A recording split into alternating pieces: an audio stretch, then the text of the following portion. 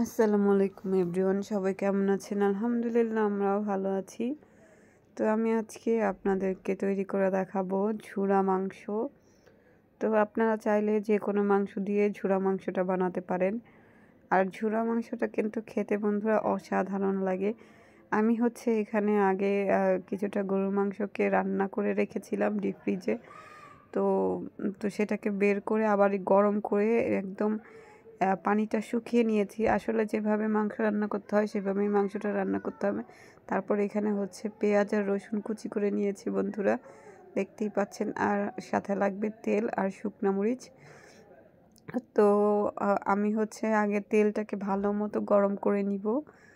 তারপরে এর মধ্যে শুকনো মরিচ দিয়ে দিব। আর ঝুরা মাংসটা আপনারা যেভাবে মাংস রান্না করেন প্রথমে সেভাবেই রান্না করে নেবেন। তো একটুও ঝোল রাখবেন না মাংসতে। তো এই যে এখানে শুকনা মরিচ। তো শুকনা মরিচটাকে প্রথমে আমি দিয়ে দিলাম গরম তেলের মধ্যে, একটু নাড়াচাড়া দিয়ে তারপরে এর মধ্যে আবার দিয়ে দিব এই আগে থেকে কেটে রাখা পেঁয়াজ এবং রসুন কুচি। তারপরে এটাকে দিয়ে ভালো মতো জাল করতে হবে বন্ধুরা, একদম ভালো মতো, যাতে কালারটা ব্রাউন কালার চলে আসে।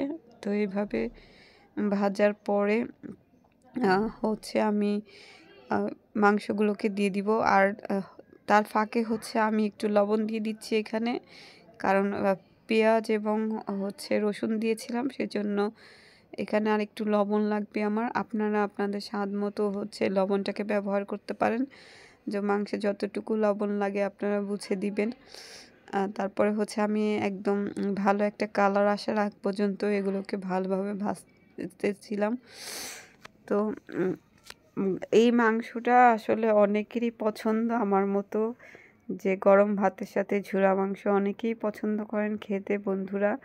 আর আমার এই খাবারটা ছোটোবেলা থেকেই পছন্দ। যখনই আমি বুঝি যে ঝুরা মাংসটা কী বা কীরকম খেতে, তো এই যে আমার এটা একদমই হয়ে গেছে ব্রাউন কালার। তারপরে আমি মাংসগুলোকে দিয়ে দিলাম। আপনারা কিন্তু অবশ্যই মাংসগুলোকে রান্না করে তারপরে এইভাবে হাত দিয়ে মাংসটাকে ছিঁড়ে নেবেন। এই যে আমি হাত দিয়ে মাংসটাকে ছোট ছোট কুচি করে নিয়েছি। তারপরে এই যে বন্ধুরা ভেজে নিচ্ছি মাংসটাকে একদম ভাজা পেঁয়াজ এবং শুকনো মরিচের সাথে একদম ভালো করে ভেজে নিচ্ছি। একটু পানি থাকবে না, একদম যখন মাংসটা থেকে তেল বের হয়ে যাবে বা তেল ছেড়ে দিবে তখনই বুঝবেন যে এটা হয়ে গিয়েছে।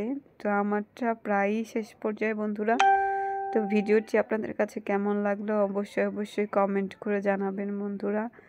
আর আমার কাছে কিন্তু খেতে অসাধারণ লেগেছে আলহামদুলিল্লাহ। তো সবাই ভালো থাকবেন, আবার দেখা হবে অন্য কোনো ভিডিও বা অন্য কোনো ব্লগে। আল্লাহ হাফেজ বন্ধুরা, আজকে এ পর্যন্তই।